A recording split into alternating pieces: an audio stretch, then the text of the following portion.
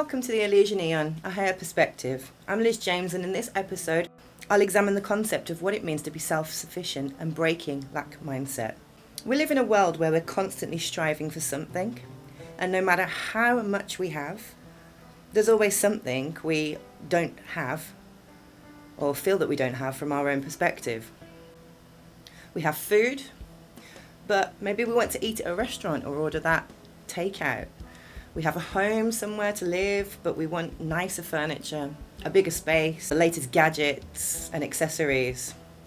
We want to follow fashion, create an image of abundance and taste. And no matter what, we never seem to reach a level of sustainable satisfaction. Nothing seems sufficient. We live under the illusion of abundance until some unexpected event, loss of income, health issue, or change in familial social structure. The moment circumstances change, we begin to see the flaws in our perception. Those things that we've collected hold no value beyond their function. They become extra burdens to carry, divide up, try to unlock the value of the homes that we live in when separations occur, no longer safe spaces. And now all that was shared must be divided up, limited, scraped together once more, or let go of completely. The standards and level of life that we were once accustomed to can no longer be sustained. And more often than not, this is seen as a failure or a sign of weakness or something to judge the very people struggling or in lack, which causes more lack and more blockages.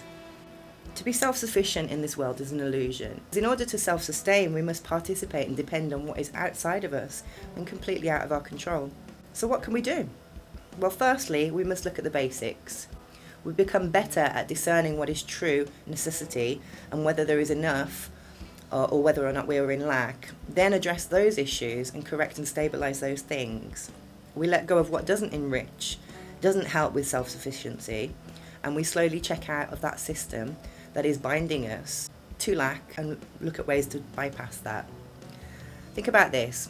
Someone somewhere built their own empire on something they created, sheer desire to do so. Someone somewhere followed their vision, and some of those someones convinced others that they were the only ones who could do so, and nobody else should ever try. To have no vision, to not to expand or become anything. Someone's got greedy, got attached to assuring all their dreams and desires were possible, but forgot others were just as entitled to dream and want also.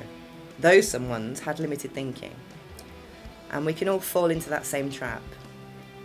Because once you get used to living a certain life that is limitless, you don't want to return to that survival, and you don't want to defend it, as you should, as we all should. But the defense is fear-based, that someone else can take it. The only reason it can be taken is because on some level we believe that limits exist, and so we function from that subconscious level and perceive danger and lack. That everything is one and there's never enough. That what another has is less for us. In a sense, that is true. But life is cyclical, and not everyone wants the same thing at the same time. Not everyone's dream is exactly the same. When we create, when we live our truth, even if it changes over time, we become responsible for our own path. And when we see it in others, we celebrate it instead of fearing it. That's the way we change the world, because nobody can take your truth away from you. Only dim it for a time, if we allow it. Being honest about what's necessity is the first step, then taking steps to detach from what isn't. Most of what we dream of is surface level escape. The week holiday relaxing on the beach, the night out with friends drinking, to forget or distract, and wishing it was more regular that we were able to do so, and less expensive. The perfect partner to spend a life together with that has time, common interests and passions, respects our individuality. But when we don't know who we are, when we live each day acting, thinking and worrying from a lack mindset and wishful thinking, we can't connect or find joy and peace. We need to stop trying to convince ourselves and others that we are good enough, that we deserve respect, attention, loyalty and love, and start giving it to ourselves. Ultimately, this is our life, and we spend so much of it trying to find meaning or ignite passion and zest. But externally, as if the answers will appear magically. The answer's already there, you just keep denying it.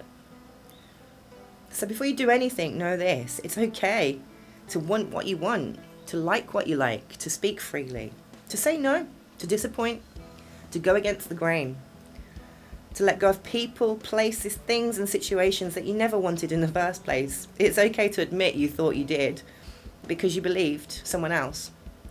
You believed an old system. That's your power. But you have to believe that you are valid too. We all want to fit in, to be seen, understood, validated and accepted as we are, but we censor out a lot of what we are when we try to connect with others. It's like we're desperate for something meaningful, but constantly assessing and testing depth, deciding if we trust another or not to wound us, harm us, exclude us, or expose us as an imposter. So we hold back. We agree to mask, to stick to surface level topics and assume limits. We censor ours to signal, to shrink and protect ourselves. But it's actually our sign that we don't feel at ease, that it's not meant for us to prove and conquer another as if who we are isn't good enough. It's a clear indication that that connection isn't for us, whether that be a social situation, a relationship, a job, a career, something that we strive to or aspire to. When it comes from a lack mindset, it's always going to be out of reach. We value congeniality and social etiquette, and we fear humiliation. But when we understand that any person, environment or setting that feels uncomfortable or unsafe for us to be our true selves has no power over us and won't make us happy or fulfilled, that's acceptance. That's self-appreciation and one step toward making real connections. If you don't know what you like and value, others won't know either. We think it's our duty to be the model for the company, the group, the family, society to hold value. But these values aren't universal and don't care for the individuality or truth. The system is old and based on notions of feudalism and the flawed belief that any other human is above another, that we evolved from apes and that some evolved to higher levels, that skin colour, social class, gender, bloodline, even eye and hair colour was somehow an indication of worth of life and freedom. These are the morals and standards that we've set and built this world on, and we bought into it for centuries according to history. We judge and measure education, taste, preferences, culture, wealth, accent, location, size, career, associations, and all of that in a bid to value and determine our own worth in the hierarchy, to feel good enough or better than, to compare and be thankful we aren't this or that, and how amazing we are, that we are who we are, and that others see it and either agree or don't, and if they don't, then they are our enemies, either inferior or superior, ignorant or arrogant. The system doesn't work and we know it. We became so confused that we didn't know how to fix it. Those still clinging to it are who stand to lose out in their eyes, because they know that they will be seen as greedy and uncaring. That's mainly why we keep trying to cover it up, not because there might be a chance of having less, but because of how they might be seen, how they might be judged, and have to admit all they did was to hide the fact that they made a mistake. Because many will seek to punish and to even the score, to strip away and destroy. It's not where we want to be. It doesn't work. An eye for an eye leaves everyone blind, right? We can balance this out without the lack mindset, by remembering we each have the total freedom and capacity to create our own lives. But we need to stop hoarding and controlling others, or demanding to do so. We need to admit that abundance, liberty, and what we create can only be built on respect and harmony. It cannot harm or limit another. That's the main conflict. So self-sufficiency cannot be achieved as long as we have this lack mindset. We are limitless, but only as far as another. We can harmonise, collaborate, respectfully wait our turn, or understand that the path that's occupied, or if it's in conflict, is not ours, or there has to be another way to expand. Nothing is created in truth if it damages parts of the whole. Yes, we can dismantle this and try different approaches. The limit exists for the exact point that we are sharing this world with individual sovereign parts in motion, and all can exist and thrive at once if we just follow the universal laws. It's that simple. Conflict is absolute in duality, but conflict is where there is an imbalance. That isn't the signal to wage war and defend our sovereign right to free and forget the same right of another. It's a call to pause, reflect, check back over and correct the issue. It's a block from the universe saying this doesn't hold up and will not bring stable harmony. And that's okay. Try again, work it out together. Look hard at both sides and what can harmonise and what cannot. Is it a true blockage or just a tweak? Does the trajectory of one and the principles negate the other, or can both exist under different circumstances? And that is why we start with doing what we want to do as individuals, why we celebrate differences and oddities, and either connect or expand, or go a different route altogether. It doesn't mean we are wrong or flawed or worthless. There's nothing to defend or cling on to, in truth. All is and isn't at the same time. All is flexible, impermanent, but we are all equal in that.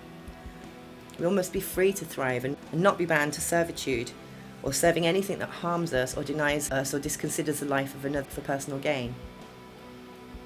For example, land is the right of all. Food and safety is the right of all. We do not need to hoard it or demand compensation for the grace of another's permission to be there. We must be free from persecution and punishment, as if some debt is owed for our birth, for requiring homes and food and water. The world is big enough for everyone. And if we let go of the requisites, status and control of abundance, we have no need of famine, war or domination. So when we understand that we have everything that we need within, or the ability to create it, we move beyond the limited mindset and can no longer be controlled by the fear of lack. We find ways to be grateful for what we do have and let go of what we do not. We learn to build from there and co-create with the universe. Can we become self-sustainable within the paradigm that exists? Yes, we can take actions and begin looking for ways to do so within the parameters. We can start by simply letting go of the things that no longer serve us, of allowing for the space for things to cultivate and grow within the paradigms that we have. We can start cutting back in ways that are excessive or that don't actually serve us in any way or contribute any further value to our lives. By letting go of the big things, the things that we think that will give us status, will give us fulfillment, and starting to live with a little bit less each and every day, then we start to connect back with what it is that's true abundance. And that's how we become more self-sustainable in a world that wants us to be dependent. I hope this helps.